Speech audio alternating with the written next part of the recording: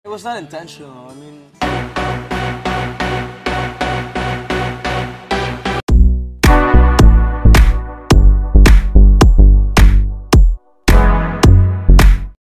Mainit pa ring pinag-uusapan sa mundo ng social media ang pagkakaroon ng anak ni Piolo Pascual sa dati nitong nobya na si Kissy Concepcion.